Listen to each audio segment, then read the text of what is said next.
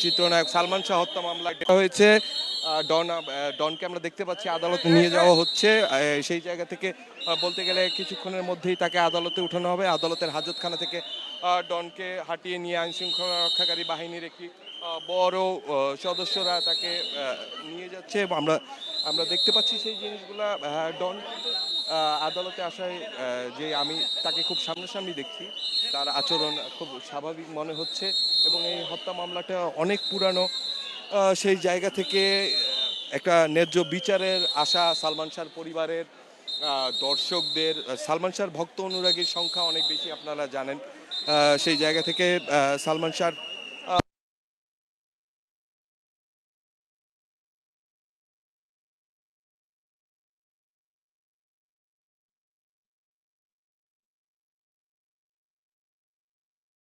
সেখানে সংশ্লিষ্ট যে কোর্ট আছে সেখানে নেওয়া হবে। সেখান থেকে তাকে কারাগারে পাঠানোর একটা প্রক্রিয়া চলছে। আমরা ডনের আইনজীবীদেরকে দেখেছি, সালমান শাহর আইনজীবীদেরকে দেখেছি, সালমান শাহর পরিবারের কিছু লোকজনদেরকে দেখেছি।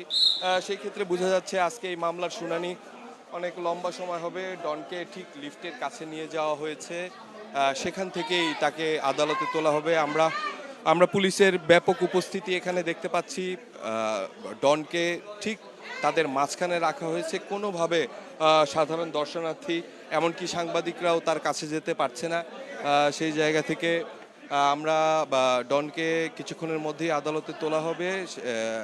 আমরা ডনকে আদালতে নেওয়ার যে দৃশ্য সেটা দেখাচ্ছি এবং সে বলতে পারি যে সালমান শাহ হত্যা মামলায় এই প্রথম কোনো আসামি এভাবে আদালতে উপস্থিত হয়েছেন।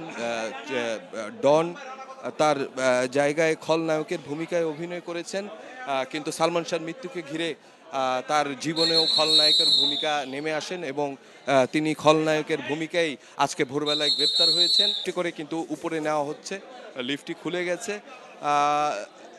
আমরা আমরা ডনকে দেখতে পাচ্ছি। ডন ডন ঠিক সামনে একটি নীল হেলমেট পরিহিত অবস্থায় আছে।